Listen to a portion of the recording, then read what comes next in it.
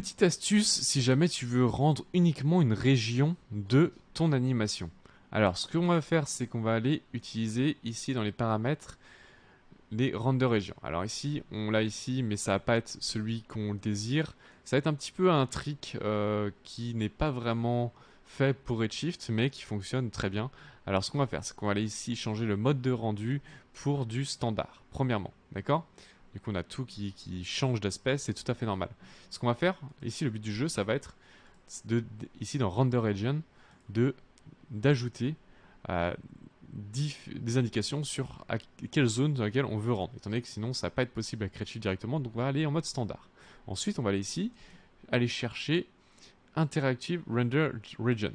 Et automatiquement, tu vas avoir un petit cube qui va s'afficher. Alors ici, tu as une petite flèche. Plus cette flèche est haute, plus la qualité de la render region sera haute et plus le temps peut être long à calculer.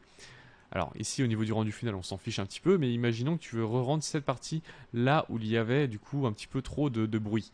Alors déjà premièrement mets ta flèche tout en bas pour avoir quelque chose de plus responsive. Ce que tu peux faire si c'est pas responsive aussi, c'est masquer quelques-uns de tes éléments afin qu'il y ait moins de temps de calcul. Ici ce qu'on veut juste c'est se repérer au niveau de notre composition.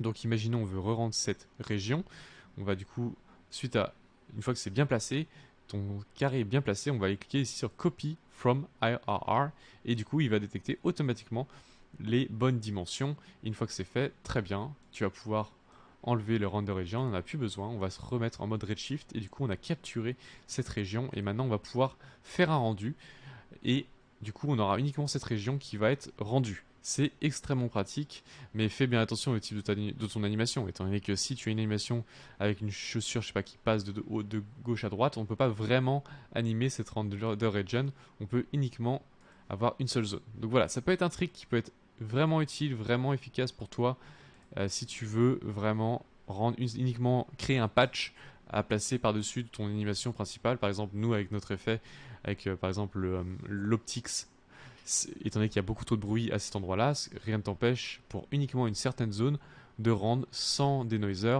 avec uniquement des samples qui sont poussés à fond et avoir un temps de rendu qui soit moins important que si tu rendais l'entièreté de ton animation. Ok. Et voilà, ce sera tout. Comme tu peux voir, on a rendu uniquement cette zone et c'est extrêmement efficace, comme je te disais, pour patcher tes rendus. Voilà, on se retrouve maintenant pour la suite. A tout de suite.